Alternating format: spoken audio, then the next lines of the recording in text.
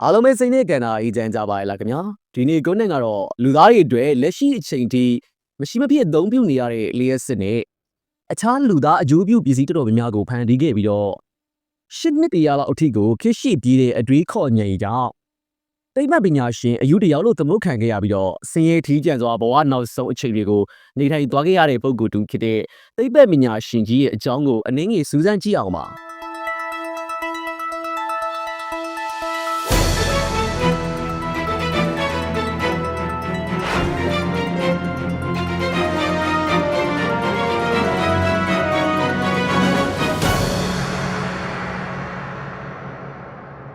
ဘာကြီးကိုပြောင်းလဲစေမယ့်စိတ်ကူးတွေဟာအခါခက်သိမ်းမူကျိုးနဲ့လျက်စီးချတဲ့ကညတညမှာစတင်ခဲ့ပါတယ်1856ခုနှစ်ယခုခရိုအေးရှားနိုင်ငံဆမ်မဂျန်ဂျီရွာမှာနီကိုလက်တက်စလာကိုမွေးဖွားခဲ့ပါတယ်ဖခင်ကအော်တိုတော့ဖျားကြောင်တစ်ခုကသင်းအုပ်ဆရာတစ်ယောက်ပါအဲဒါကြောင့်ပဲသူ့ဖေကတက်စလာကိုသူ့လိုမျိုးအသင်းအုပ်ဆရာတစ်ယောက်ဖြစ်စီခြင်းခဲ့တာပါဒါပေမဲ့နီကိုလက်တက်စလာရဲ့အုံနောက်ထဲမှာတော့ကဘာကြီးကိုပြောင်းလဲစေမယ့်စံရရီယာတွေကလေပတ်နေခဲ့ပြီဖြစ်ပါတယ်ငယ်စဉ်ကလေးက Tesla မှာ Additive Memory ဒါမှမဟုတ် Photographic Memory လို့ခေါ်တဲ့စွမ်းရည်တစ်ခုရှိနေခဲ့တာပါ။စောက်တုပ်ကိုတစ်ချိန်ဖတ်ယုံနဲ့အာကုံဆောင်ထားနိုင်တဲ့အပြင်သူမြင်မှုသမျှပုံရိပ်တွေပုံဆွဲချက်တွေကိုလည်းသူ့စိတ်ထဲမှာဓာတ်ပုံရိုက်ထားသလိုမျိုးပြန်မြင်အောင်ပြန်မှတ်မိနိုင်စွာရှိနေခဲ့တာပါ။ဒီစွမ်းရည်ကိုပိုင်ဆိုင်နိုင်ခဲ့တဲ့အကြောင်းရင်းတစ်ခုကတော့ခလီဘောကကြုံတွေ့ခဲ့ရတဲ့စိတ်ထိခိုက်ဖွယ်ရာအဖြစ်အပျက်အကြောင်းလို့ဆိုရမှာပါ။သူ့ရဲ့အကူအရင်ဖြစ်သူဒိန်းကမြင်းဘော်ကနေပြုတ်ကျပြီးရုတ်တရက်သေးဆုံးသွားတာကိုသူ့ရဲ့မျက်စိရှိမှတွေမျက်ဝါးထစ်ထင်မြင်ခဲ့ရတဲ့အခါမှာအရန်ကိုစိတ်တိကိုက်ဝမ်းနေခဲ့ရပြီးအဲဒီနောက်မှာသူကအသေးအတန်အပြင်းဖျားခဲ့ပြီးတော့အိမ်ဒီမထွက်ပဲစာအုပ်တွေကြီးဖတ်ရင်အချိန်ကုန်ခဲ့ပါတယ်သူနေပြန်ကောင်းလာတဲ့အချိန်မှာတော့ဒီထူးခြားတဲ့ပုံရိပ်မှတ်ဉဏ်စွမ်းရည်တွေပေါ်ပေါက်နေခဲ့တာဖြစ်ပါတယ်ဒီစွမ်းရည်ကသူ့အတွက်အလွန်ကြီးစုတင်စရာကြီးဖြစ်ခဲ့တာမှန်ပေမဲ့အဲဒီစွမ်းရည်ကြောင့်ပဲသူဟာသူမြင်တဲ့ပုံရိပ်တွေသူစဉ်းစားတဲ့အတွေးခေါ်တွေအထူးသဖြင့်စရန်တရားတွေရဲ့အသေးစိတ်ပုံကြီးတွေကြမှာနစ်မြုပ်နေရပြီးတော့အခြားသူတွေနဲ့သဘောထားမတိုက်ဆိုင်တာတွေဖြစ်လာကလူမှုစတဲ့ရေးမှာခက်ခဲလာစေခဲ့ပါတယ်။တစ်ခါကဆိုရင်သူငယ်စဉ်ကတည်းကသူ့အိမ်နာကရေတံခွန်ကြီးကိုကြည့်ပြီးတော့ဒီရေစွမ်းအင်ကိုလျှက်စစ်တာအဖြစ်ဘယ်လိုပြောင်းလဲမလဲဆိုတာကိုအမြဲစဉ်းစားနေခဲ့တာပါ။သူ့ရဲ့စိတ်ကူးထဲမှာရေစက်တစ်စက်ဟာကဘာကြီးကိုမီးလင်းစေပဲစရန်တရားကြီးဖြစ်လာနိုင်တယ်ဆိုတာကိုသူငယ်ငယ်လေးတွေကသိရှိနားလည်နေခဲ့တာပါဒီကျန်စိုးတီထွင်သူတယောက်ရဲ့ခီးကိုတကယ်ကိုလေးစားမိပါတယ်သူဟာလူအများနားမလဲတဲ့ကဘာထဲမှာတယောက်တည်းလမ်းလျှောက်နေခဲ့ရတဲ့သူပါ Grass နဲ့ Press မျိုးတွေမှာပညာသင်ကြားခဲ့ပေမဲ့ Tesla ရဲ့စိတ်ကူးတွေကစာသင်ခန်းထက်ကျော်လွန်နေပြီးတော့သူ့ကိုယ်သူလျှက်စီးရဲ့အလျှို့ဝှက်ချက်တွေကိုဖော်ထုတ်ဖို့ရည်ရွယ်ချက်နဲ့လေ့လာနေခဲ့တာပါသူရဲ့ရည်မှန်းချက်ကြီးမှုကသူ့ကိုအမေရိကန်ရဲ့ပြည်ထောင်စုစီကိုထူးဆန်းတဲ့ကံကြမ္မာကြီးကအခေါ်ဆောင်သွားခဲ့ပါတယ်။သူအလုံးလုံးနေတဲ့အလုပ်ယုံကတထေကအရီစင်းရဲ့လုပ်ငန်းခွဲတစ်ခုမှတထေတယောက်ဖြစ်ပါတယ်။ဒါကြောင့်အမေရိကန်မြေပေါ်အခြေချလိုက်တဲ့အခါမှာသူ့လက်ထဲမှာအရီစင်းကိုပေးဖို့စာရဆောင်နဲ့အရီစင်းစီသွားဖို့လိပ်စာတစ်ခုပဲရှိနေခဲ့တာပါ။ကျွန်တော်တင်အတွက်အလုပ်လုပ်ချင်ပါတယ်ဆိုရဲစိတ်အားထက်သန်မှုနဲ့တူပေါ့။ Tesla အရီစင်းရဲ့ကုမ္ပဏီမှာအလုပ်သမားအနေနဲ့စတင်အလုပ်လုပ်ခဲ့ပါတယ်။အရီစင်းကသူ့ကို DC မီးစက်ပြင်ဆင်ရေးအလုပ်တွေပေးပြီးတော့မှအောင်မြင်ဒေါ်လာ9000ယနေ့တန်ဖို့ဒေါ်လာတန်းချီရှိတဲ့တန်ဖိုးကိုပေးမယ်ဆိုပြီးတော့မှဂရီပေးခဲ့ပါတယ်။ Tesla ကအဲ့လိုမဖြစ်နိုင်ဘူးလို့ထင်ရတဲ့အလုပ်ကိုပြီးအောင်လုပ်ခဲ့ပြီးမြဲအဲဒီစင်ကတော့ဒါဟာ New York ရဲ့ Sins of Homa တစ်ခုပါပဲလို့ပြောပြီးဂရီမတီးခဲ့ပါဘူး။အဲဒီအချက်ကြောင့်ပဲ Tesla ဟာစိတ်ကက်ပြီးတော့မှအလုပ်ကထွက်သွားခဲ့ရပါတယ်။အဲဒီအချိန်မှာပဲလျှက်စစ်ပွဲ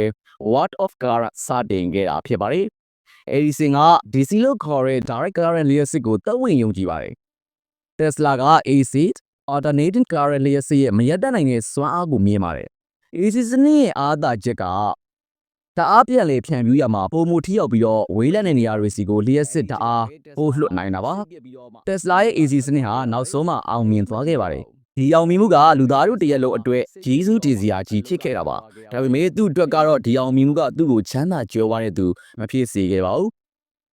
သူ့ကိုနိုင်ကိုကပဲစီးပွားရေးကိုစိတ်ဝင်စားတာလဲပါဝင်နေခဲ့တာပါသူကသူ့ကောင်းတွေကအတွေ့တွေသူတီထွင်ခြင်းတဲ့အရာတွေကိုတီထွင်နေရရင်ကိုပဲစိတ်ကြည်နက်နေနိုင်ခဲ့တာပါတက်စလာဆိုတာအဲ့လိုပုံကိုမျိုးပါလျှက်စစ်ပွဲဟာတိတ်ပန်ဆိုင်ရာအငင်းပွားမှုတစ်ခုတည်းစီးပွားရေးတဲ့သူကြောတွေနဲ့ဆက်နွယ်နေတဲ့ကတိစစ်ပွဲတစ်ခုပါပဲအဲဒီစင်ဟာသူ့ရဲ့ DC စနစ်အတွက်ကြီးမားတဲ့ရည်ရည်မြုံနှံမှုတွေလှုပ်ထားပြီးသားဖြစ်တာကြောင့် Tesla ရဲ့ AC စနစ်အောင်မြင်နေမှာကိုအလွန်စိုးရိမ်နေခဲ့တာပါ။ဒါကြောင့်သူဟာ AC စနစ်ရဲ့အန်တီယေကိုအများပြည်သူကြောက်ရွံ့အောင်ကြောက်စရာကောင်းတဲ့မဟာဗျူဟာတစ်ခုကိုစတင်ခဲ့ပါတယ်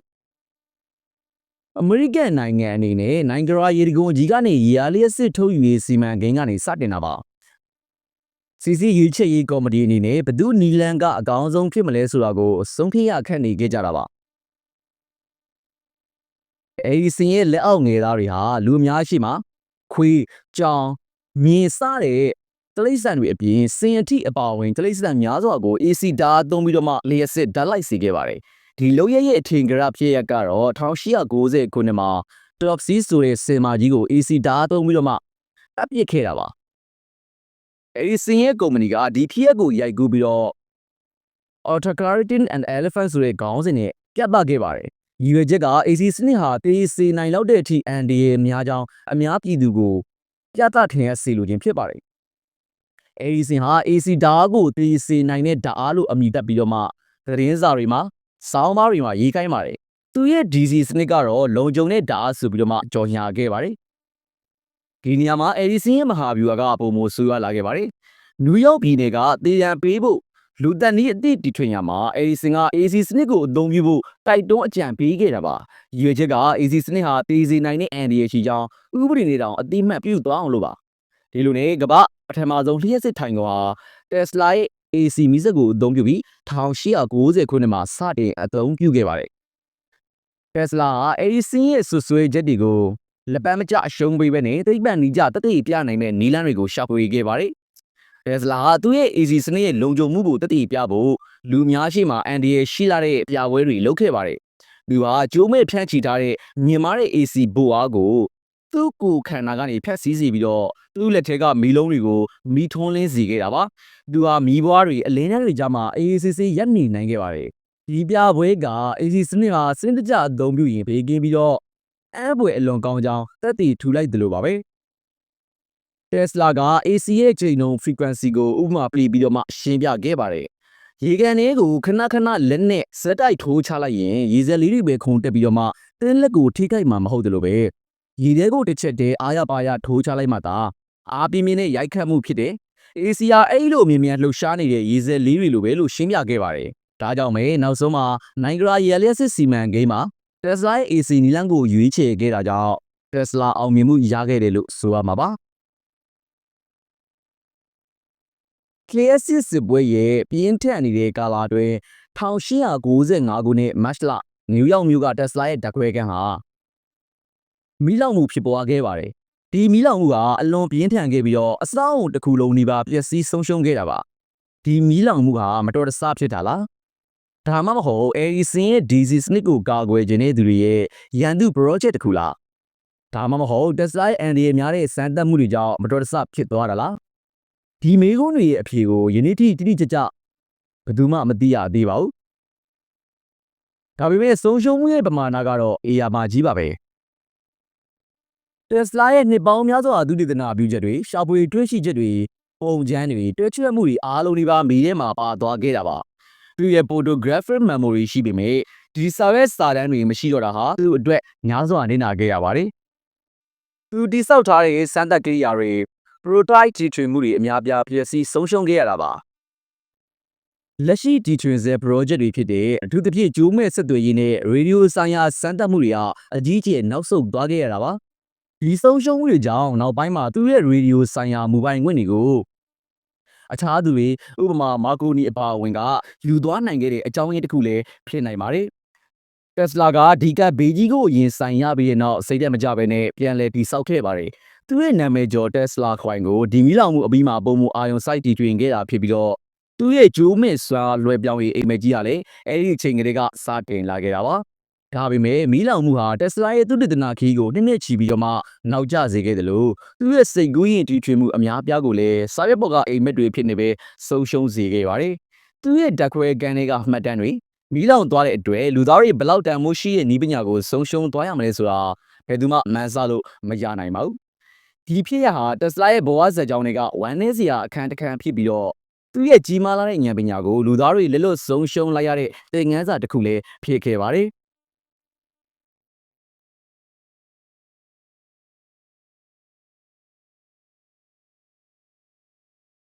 အဲဒီစင်ရဲ့ကြောက်မဲ့ပွဲစီမံကိန်းတွေဟာသူ့ရဲ့ DC စနစ်ကိုကာကွယ်ဖို့ဖြစ်ပေမဲ့ Tesla ရဲ့ပုံမူထီရောက်ပြီးစွမ်းဆောင်ရည်မြင့်မားတဲ့ AC စနစ်ရဲ့ရှေ့မှာကြာရှုံးခဲ့ရတာပါဒီပြိုင်ဆိုင်မှုကြောင့်ဤပညာရှင်တွေပုံမူတီထွင်အားထုတ်လာကြပြီးတော့လျင်မြန်စွာဂျေဇုတင်ရမယ့်လျှက်စစ်ခကြီးကိုငင်းမြန်ဆန်ဆန်ရောက်ရှိလာစေခဲ့တာပါနောက်ပိုင်းမှာတော့သူ့ရဲ့မူပိုင်ခွင့်တွေသူ့ရဲ့ idea တွေကိုအခြားသူတွေကခိုးယူသွားတာသူ့ကိုယင်းနှိမ့်နှံသူတွေကဆုံးခွာသွားတာတွေကိုခံခဲ့ရတာပါသူရဲ့နောက်ထပ်တီထွင်မှုဖြစ်တဲ့ Tesla ကွိုင်ဟာမီးလုံးတွေကိုဂျိုးမဲ့ထုံးလင်းစေနိုင်ပါတယ်။ဒါဟာလက်တွေ့ပိုင်းဆိုင်ရာမှော်ဆန်းမှုတစ်ခုပါပဲ။သူရဲ့ရေဒီယိုတီထွင်မှုကိုအခြားသူကမူပိုင်ခွင့်ယူသွားတဲ့အခါမှာ Tesla ရဲ့မျက်နှာမှာဘယ်လိုခံစားရမလဲဆိုတာ